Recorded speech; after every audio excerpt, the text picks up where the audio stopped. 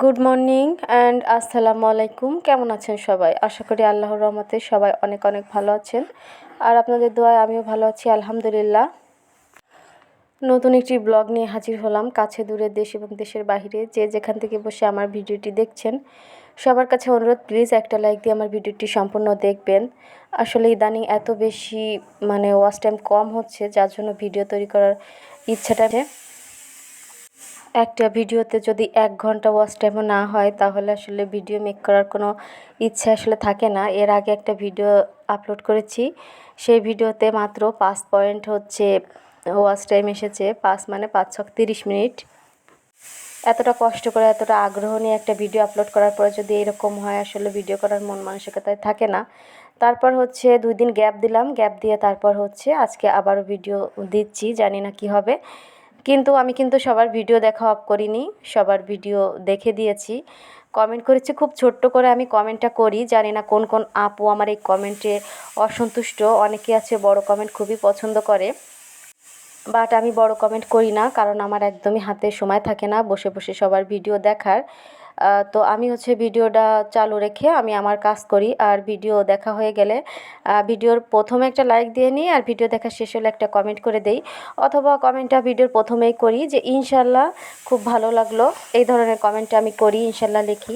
তো আমি একজন মুসলিম হিসেবে ইনশাল্লাহ কথাটা লেখার ফলে আমি কখনোই মিথ্যা কথা বলবো না। তো কেউ যদি এই জিনিসটা অবিশ্বাস করে তাহলে করার কিছু নেই। আপনারা কমেন্ট করে জানাবেন যে আমার এই ছোট্ট কমেন্টে আপনাদের কার কার অসুবিধা। যাদের অসুবিধা তাদের ভিডিও এখন থেকে আমি আর দেখব না, কারণ আমার মনে হয় এই রকম কিছু কিছু আপু আছে যারা এটা বিশ্বাস করে না, বিধায় আমার ভিডিওতে আসেও না, আমার চ্যানেলে আসেও না, আমার ভিডিওগুলো দেখেও না। ইউটিউব চ্যানেলে কিন্তু একজন আরেকজনকে হেল্প না করলে, পাশে না থাকলে কখনোই সামনে এগিয়ে যাওয়া সম্ভব নয়। আপনি যদি মনে করে থাকেন যে আপনি একাই করতে পারবেন, তাহলে এটা ভুল ধারণা, কারণ খুব কম সংখ্যক মানুষ আছে যাদের ভিডিওগুলো সেই পরিমাণে সেই লেভেলের ভাইরাল। আর যারা দেখবেন সেলিব্রিটি হয়ে গেছে, তারা কিন্তু একদিনে হয়নি, একটু একটু করে হয়েছে। তো আমি ভীষণ খুশি এই জন্য যে আমার অনেক আপুরা মনিটাইজেশন পেয়েছে, তাদের সবার জন্য আমার অনেক অনেক দোয়া। কিন্তু কিছু কিছু আপুদের চিন্তা করি যে এরা সব সময় বলে সাপোর্ট করব আপনাদেরকে, আপনারা সাপোর্ট করেন।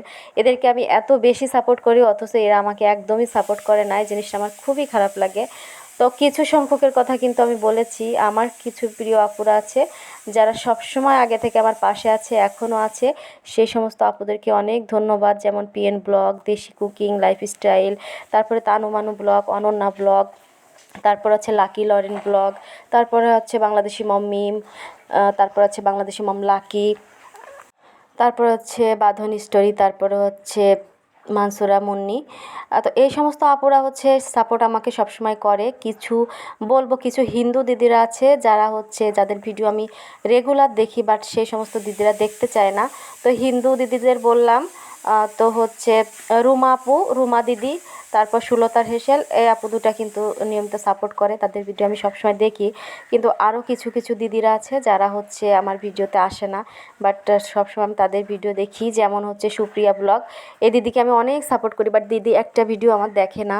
তারপরে আরেকজন সুলতা কুকিং, সুলতা হেসেল না, সুলতা কুকিং। এই দিদিটা অনেক ভিডিও দেখেছি, বাট উনি হয়তো বা 15 দিন পরে একটা ভিডিও আমার দেখে। কিন্তু আসলে আমার খুবই খারাপ লাগে যে আপনারা কিন্তু চাইলে নিয়মিত সাপোর্ট করতে পারেন। তো আমি কিন্তু একজন সাপোর্টিভ, তো একজন সাপোর্টিভ আপুকে আপনারা হারাচ্ছেন। এই জিনিসটা ভেবে দেখবেন। আপনার যদি 7-8 মিনিটের ভিডিও হয়, রেগুলার আমি দেখে দিচ্ছি, এতে কিন্তু আপনাদের লাভ। তো আপনারা যে যখন আমার ভিডিও দেখবেন না, তাহলে অযথা সময় নষ্ট করে কেন আমি আপনাদের ভিডিওগুলো দেখব। আর ওয়াচ টাইমের যে অবস্থা, তাতে আমার ভিডিও কন্টিনিউ করা আসলেই সম্ভব হচ্ছে না। ব্যক্তিগতভাবেও অনেক বেশি ডিপ্রেশনে আছি, আল্লাহ অনেক অনেক সমস্যার ভিতর দিয়ে জীবন চালাচ্ছে। জানি না এই সমস্যার সমাধান আদৌ কী। আল্লাহ কখনো হয়তো পরিপূর্ণভাবে একটু সুখ শান্তি দেয় না। ব্যক্তিগত জীবনেও বেশ খানিকটা অশান্তিতে আছি। যাই হোক, আজকে শুক্রবারে দুপুরে রান্না করব গরুর মাংস। তো ছেলের বাবার 2 দিন ধরে প্রেশারটা অনেক বেশি, যার কারণে সে গরুর মাংস খেতে চাচ্ছে না, বাট অনেক দিন ধরে মুরগির মাংস খাওয়া হচ্ছে দেখে আজকে আমি গরুর মাংস রান্না করব। আর ছেলে বাবার জন্য একটু আলাদা করে রান্না করে দিচ্ছি, এই মুরগির মাথা, চামড়া এগুলা দিয়ে। তো এভাবে আজকে রান্নাটা করব, আর আমার ছেলের জন্য গরুর মাংস রান্না করব।